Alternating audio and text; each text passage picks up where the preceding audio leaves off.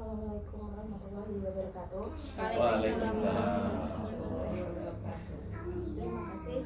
Di sini saya akan sharing kepada teman-teman tentang suatu buku.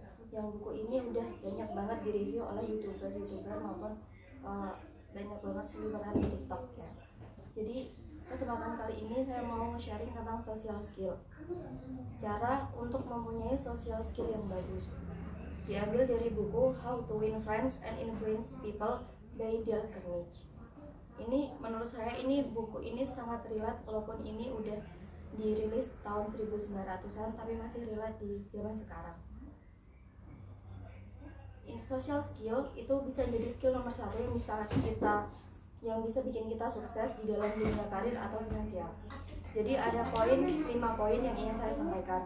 Poin yang pertama yaitu orang tidak peduli tentang kita. Konsepnya yaitu kalau kita mau berurusan dengan orang lain, kita mau win the social game, orang nggak peduli tentang kita. Tetapi kita harus lihat perspektif tentang apa yang orang lain itu mau. Jadilah pribadi yang benar-benar tertarik pada orang lain. Nanti kita bisa menambah lebih banyak teman dalam waktu 2 bulan dengan benar-benar tertarik pada orang lain daripada dalam 2 tahun dengan berusaha orang lain tertarik pada kita. Jadi di dalam buku itu diceritakan ada 2 orang yang pindah kota. Jadi mereka beragama Kristen ya. Mereka itu ada di suatu gereja. Karena mereka pindahan, jadi mereka harus bisa kayak punya teman gitu di sana. Orang gereja di sana tuh sangat ramah-ramah, tapi mereka nggak bisa berbaur dengan orang sana. Jadi mereka melakukan caranya dia melihat perspektif orang lain, baru mereka bisa berbaur. Jadi waktu hari pertama ada 1 orang di situ, dia berteman sama 1 orang. Ternyata keduanya ini mempunyai kesamaan kesukaan gitu. Jadi mereka gampang berkomunikasi. Jadi kita harus lihat perspektif orang lain, baru kita bisa win the social game itu sendiri. Poin kedua yaitu tersenyum. Ini biasa banget dianggap sepele sama orang-orang, padahal tersenyum itu merupakan sifat yang ceria. Senyuman adalah tanda keramahan. Saat tersenyum kepada orang lain, secara tersirat mengatakan bahwa kita menyukainya. Orang lain akan menganggap maksud kita dan akan lebih menyukai kita. Kalau kebiasaan tersenyum ini dilakukan, itu kalau dalam psikologi menunjukkan bahwa kita punya interest dalam berkomunikasi dengan orang lain. Selain tersenyum, ada satu hal sepele yang mungkin orang lain juga nyepelein gitu, yaitu ingat nama lawan bicara kita. Kalau misalkan dengar dari summary dari bukunya, itu adalah remember that person name the sweetest sound that they'll ever hear. Orang pengen dengar nama mereka sendiri.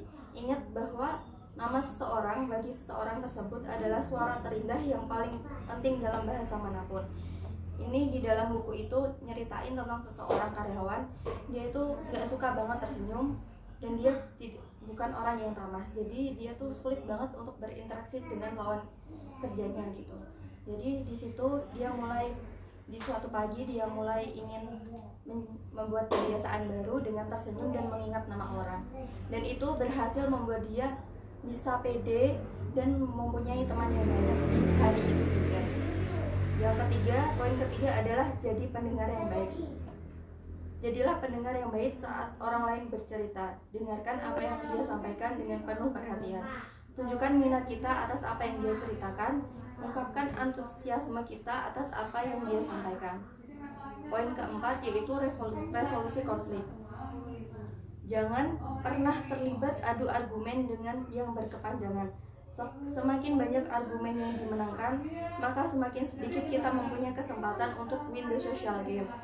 Kalau misalkan kita mementingkan ego kita untuk menunjukkan bahwa argumen kita benar, maka orang akan menganggap kita kaku dan tidak ingin berteman dengan kita. Di buku itu menceritakan tentang seorang ibu yang mengkritik anak dan suaminya karena suka naruh barang sembarangan. Di situ tuh diceritakan ibu itu sangat keras banget kritiknya, tapi tidak ada perubahan sekalipun. Jadi suatu hari ibu itu tidak mengkritik tapi memberikan saran terlebih dahulu lalu mengkritik. Jadi dari situ ibu itu kayak ada perubahan, kehidupannya menjadi damai. Yang kelima yaitu how to realize people. Konsep terakhir ini adalah how to win friends and influence people. Jadi itu konsep terakhir dari judul, gimana cara bikin orang terinfluence dengan apa yang kita mau.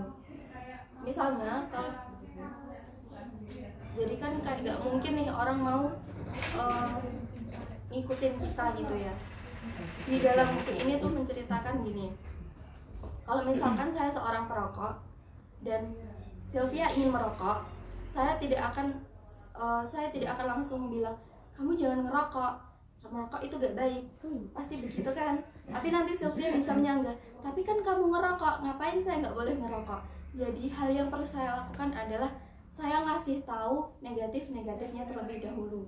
Saya tidak langsung bilang tidak, saya harus mengubah perspektif Sylvia jadi yes dulu. Jadi kamu tuh jangan ngerokok, aku dulunya tuh ngerokok karena aku gini-gini, jadi ngerokok udah buat aku kayak gini. Jadi buat dia mikir dulu gitu, oh iya ya bener, kalau gitu aku gak boleh ngerokok. Dah, yang terakhir itu poinnya itu how to realize people.